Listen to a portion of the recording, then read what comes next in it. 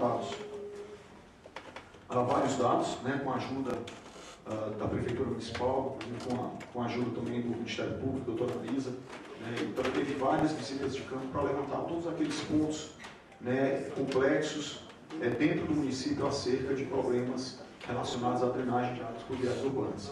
E aqui foram todas as bacias de drenagem do município. Também foram levantadas o mapeamento das áreas de risco, né, em virtude dos problemas que ocorreram em 2011.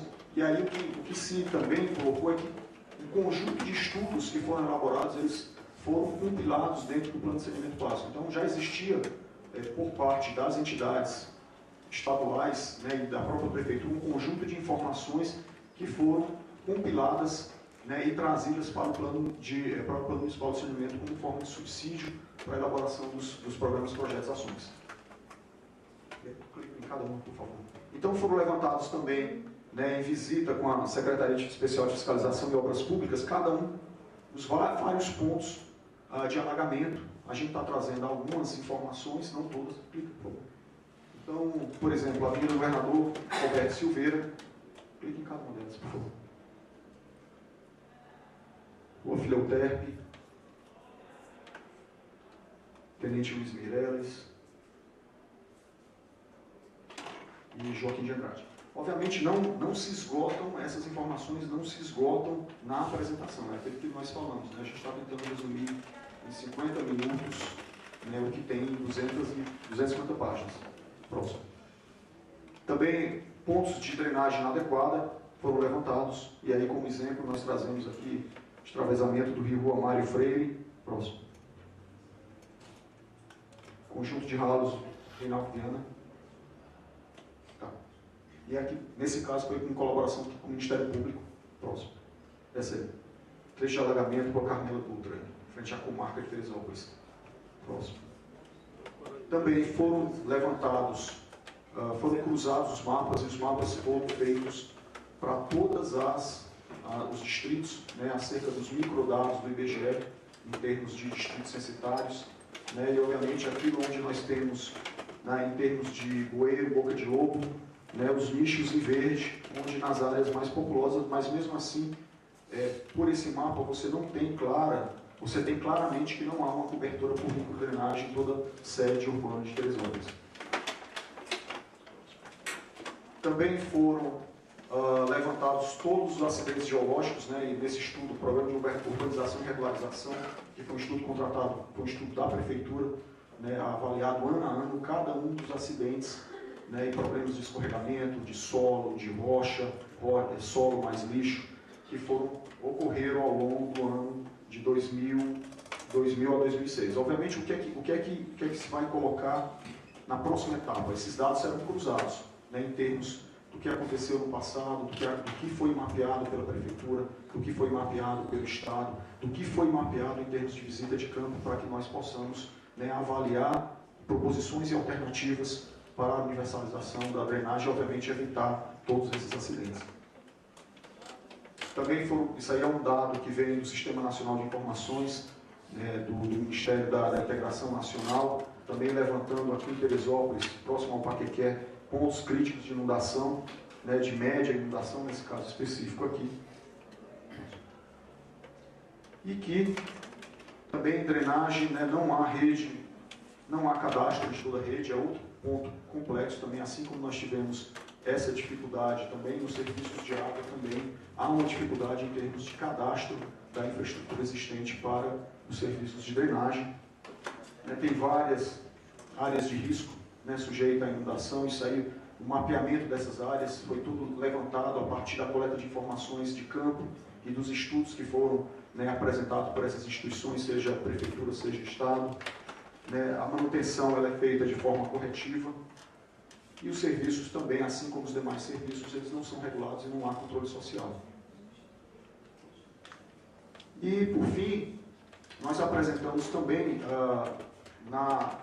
no dia, se não me engano, 14 de fevereiro, que nós tivemos aqui, foi feito um levantamento de informações no sentido de obtermos algumas percepções de vocês acerca da gestão do serviço de saneamento básico. Né? E a primeira nós elencamos foram N perguntas, nós elencamos alguns pontos aqui. Um deles é o primeiro: quem é o responsável pelo serviço de saneamento básico do município?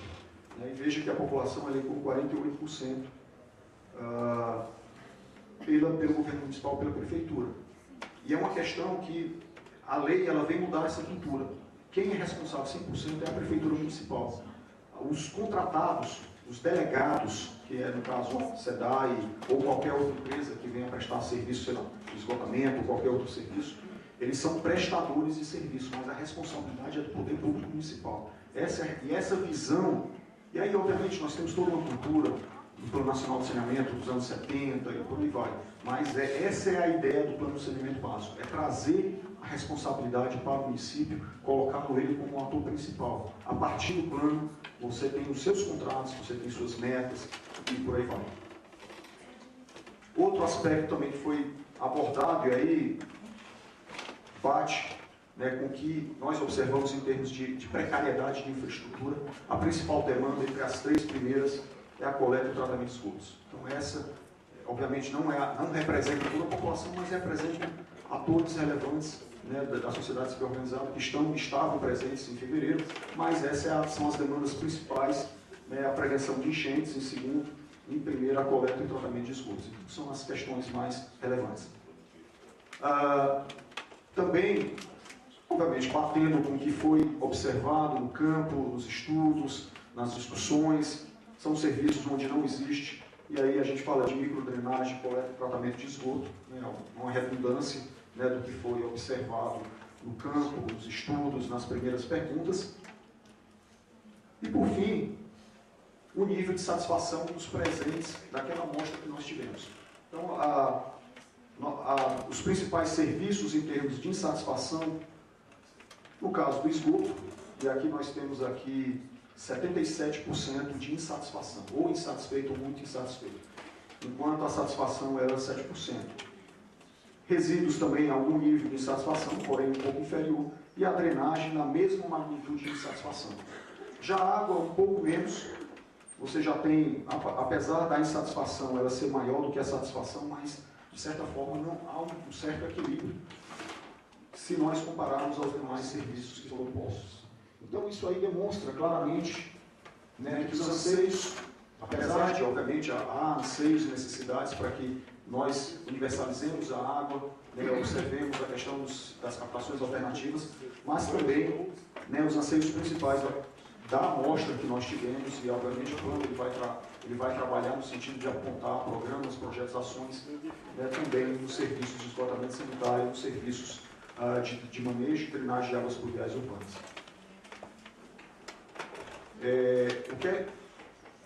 Nós não vamos encerrar agora nós vamos para uma pausa, um coffee break. Depois serão abertas perguntas orais, quem quiser se pronunciar, mas é importante que deixe escrito para que a gente possa registrar, inclusive para poder documentar, será feito também um relatório das contribuições desse seminário e também para que nós possamos responder e incorporar dentro do plano de saneamento básico. Então, só um perguntinho. Pessoal, 15 minutinhos, meio-dia a gente retorna, sem falta. Obrigado.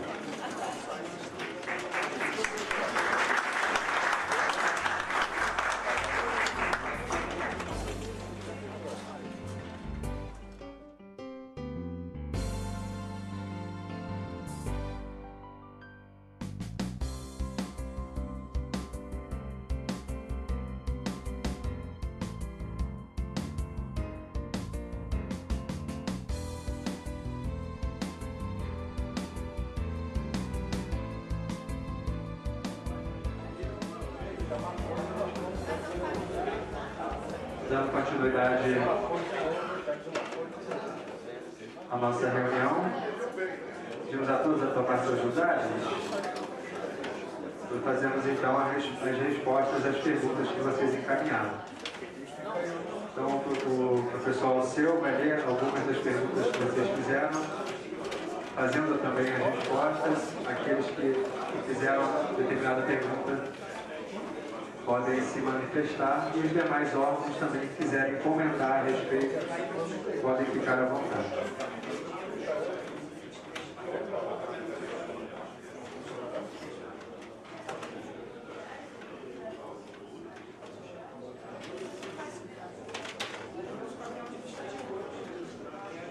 Pessoal, vamos retomar as discussões. O que é que nós estamos propondo agora nesse momento nós faremos blocos de 4 perguntas, sendo 2 escritas e 2 orais. Obviamente, vou dar um exemplo, eu vou dar uma lida na pergunta do Luiz Barbosa. Se ele quiser, não, eu quero fazer oral, tudo bem. Aí você já fala e a gente passa na próxima escrita. Lembrando que essas perguntas elas são direcionadas ou à consultoria, ou ao Ministério Público, ou à Prefeitura, ou à SEDAI. Obviamente a gente vai convidar todas essas entidades para que possam fazer uso da palavra em relação a essas perguntas, tá? Então nós vamos fazer...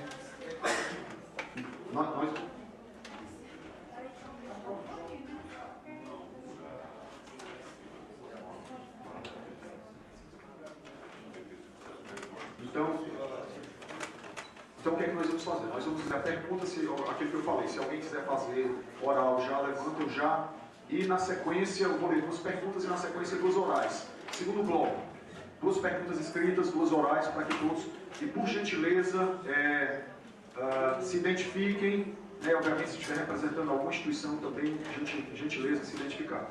Então nós temos, eu vou ler 2 perguntas, mais 2 escritas e a gente abre as respostas. A primeira é endereçada à doutora Anaísa, é do Luiz Barbosa, órgão Secretaria de Agricultura. Qual a situação jurídica do contrato de prestação de serviços da SEDAI? A segunda pergunta, também, basicamente, ela trata desse mesmo tema, é do Carlos Luiz Paiter, autônomo. Ele tem 2 perguntas, basicamente a mesma, uma endereçada à Prefeitura, outra à SE. Na primeira ele pergunta qual é o contencioso entre Prefeitura e SEDAI. Obviamente, de repente a mesma pergunta, a doutora pode contribuir nos ajudando a responder. E a segunda, a endereçada à SE, qual o plano da solução institucional? Licitação do concessionário? Tá? Então, agora vamos às 2 perguntas. Tá bom. Perfeito, no próximo bloco. Então, nós temos mais 2 orais inscritos, gentileza, se identificar. E aí, pelo consórcio, nós temos aqui a Sandra e eu também, tem vários técnicos que participaram, vão ajudar a responder algumas das perguntas. André, o microfone da pessoa.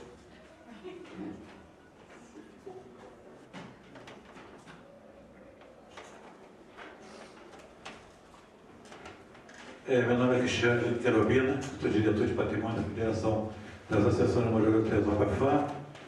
Há uma preocupação comigo, não só das Associações de Moradores de Teresópolis, com respeito, hoje em dia, ao tratamento de água e esgoto de Teresópolis. Queria saber desse SEDAI, nesse tempo todo que o SEDAI teve em Teresópolis, explorando nossas águas, nossos rios, por que até hoje a SEDAI nunca fez o tratamento de esgoto em Teresópolis?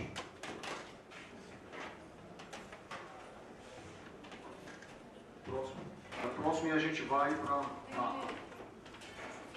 Não, mas o senhor está primeiro.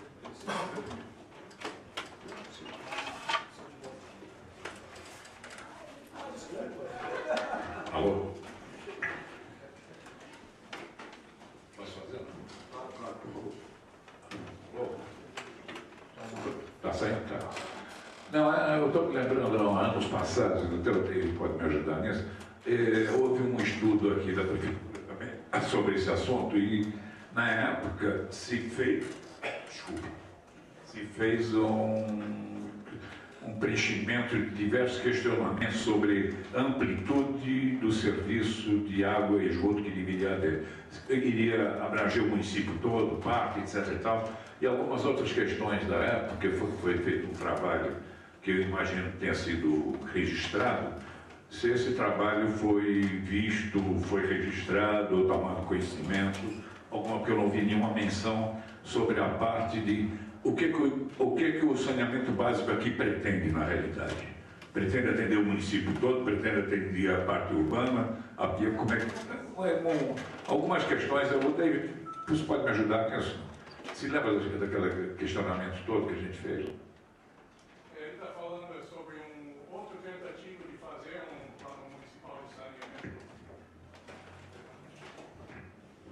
sobre uma tentativa de fazer o plano em 2007.